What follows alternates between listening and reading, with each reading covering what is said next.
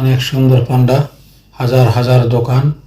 প্রিয় বন্ধুরা, এখানে দোকানের ভাড়া অবশ্যই বেশি, বেচা বিক্রিও বেশি, কেননা বেশিরভাগ দোকান তারা ঢাকা থেকে আসে।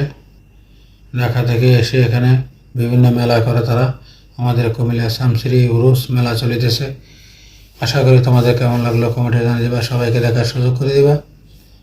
বিভিন্ন ধরনের দোকান, হাজার হাজার দোকান দেখতে পাচ্ছ মেলার মাঝে।